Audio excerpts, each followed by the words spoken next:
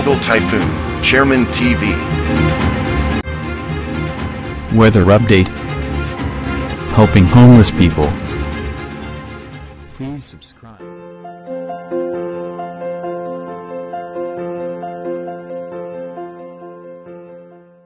Magandang hapon po, ito po ang latest update natin para sa lagay ng panahon. Patuloy nga pong nakakaapekto sa ating bansa itong habagat na patuloy nga po nagdadala ng pag-ulan sa may parte ng Luzon at sa ilang bahagi ng ating bansa. So ngayon nga po, patuloy nga po na itong formerly bagyong Igme ay nasa labas pa rin ng Philippine Area of Responsibility. Pa-record nga po yan patungo ng China. At habang patuloy naman pong nakakaranas ng pag-ulan ang malaking bahagi ng Luzon, extreme northern Luzon, including Metro Manila na nakakaranas nga po ng mga biglaang pagbuhos ng malalakas na pag-ulan. At asahan nga po natin na posible pa rin tayo makaranas ng mga pag-ulan hanggang bukas nga po o hanggang mamayang madaling araw. At tayo naman sa latest update ng European Center, meron pa rin po tayong posibleng panibagong sama ng panahon o low pressure area na imomonitor sa ating advanced weather forecast. Dito nga po sa ating rain map animation, sa mga oras na ito, alas 5 ng hapon, dito po mataas pa rin ang tsansa ng pag-ulan sa Ilocos Region. At dito po merong heavy rainfall sa parte ng Tarlac, Zambales, at dito nga po sa parte ng Pangasinan. Kasama rin po dyan ang Bataan, including Nueva Ecija, meron tayong mga tsansa ng pag-ulan. Dito po sa eastern section ng Luzon. At kasama rin po ang Polillo Island, Infanta Quezon, Metro Manila, Batangas, Mindoro Provinces at northern portion nga po ng Palawan.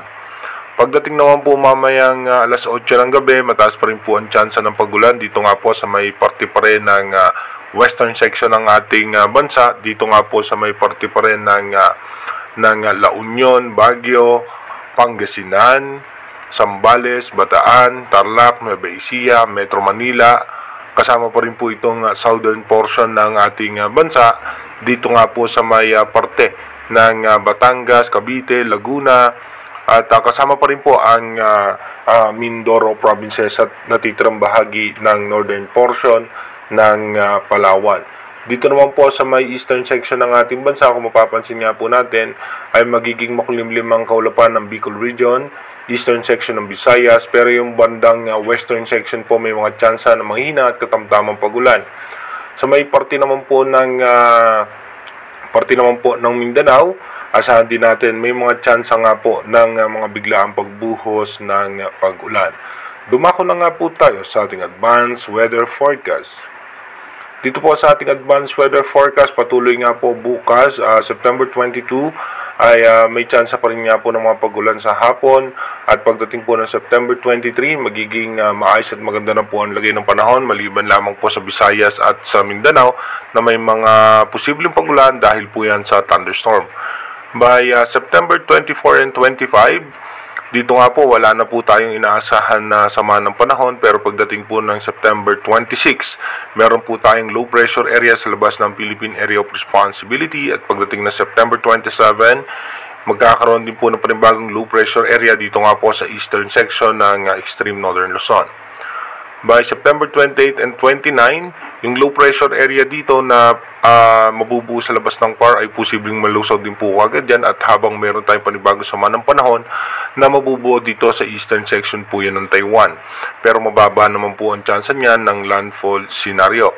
Pagdating naman ng September 30, ito nga po mapapansin natin, halos wala na nga ng habagat tayong nakikita sa ating monitor at makakaranas na lamang po tayo ng mga isolated rain shower dahil po yan sa thunderstorm.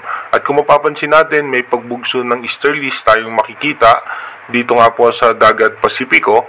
At pagdating naman po ng October 1, by October 1, mapapansin po natin na magiging clear yung ating lagay ng panahon, maliban lamang sa hapon na mayroong mga isolated rain shower and localized thunderstorm. Pero again, inuulit natin, yung ating advanced weather forecast is possible scenario pa lamang po yan.